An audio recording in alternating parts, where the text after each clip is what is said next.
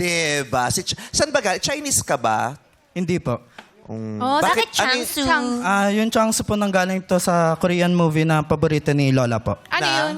Nakalimutan ko po. Sana inalam mo. Kasi Paborito niya, pangalan mo, diba? diba? Tsaka lola mo siya, diba? Mahalaga yun. Tapos pangalan mo pa. Changsu. May kinalaman sa buhay mo, diba? At alam mo namang pag ganyan ang pangalan mo, matatanong ka lagi kung bakit ganyan ang pangalan mo. Sana inalam mo na at 20 anyos ka na hindi ka naghanda. Inuna po may mga pure-forensik na ganyan. Kalma. Sandali lang. Chansu, ipaliwanag mo yung sarili mo. Wala po akong palag sa kanya eh. Ano?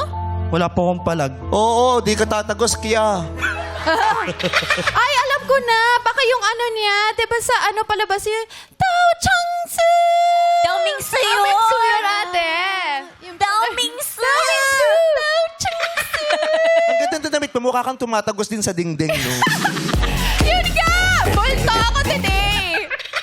Multo daw siya, bay kamulo. Multo nga, tumatagos nga sa dingding, multo ka nga. Mayawisinan. Hindi.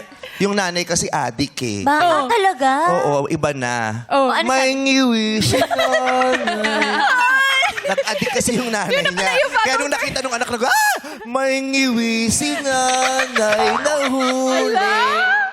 Ganon. O mag-aral ka mabuti. Halika na. Yes. Babay, Pag-uwi mo, Chin. itanong mo sa lola mo. Kayo naman mga magulang, kung bibigyan nyo kasi ng ganyang pangalan yung anak nyo na kakaiba, sana ipinapaliwanag nyo rin kung bakit ganyan ang pangalan niya. Hindi pag tinatanong, nagbumukhang tanga tuloy yung bata. Eto na. Oh. Everybody put your hands up, madlang people! Yes! Mahal natin ang ating mga magulang na nagbibigay sa atin ng pangalan na kakaiba. Ano pangalan mo? Tutoy. At saka dapat inaalam nyo rin kung yung anak nyo magiging bakla. Oh. Hindi yung binigyan nyo akong pangalan Tutoy, tapos bakla ako, di ba? Ang sakwa.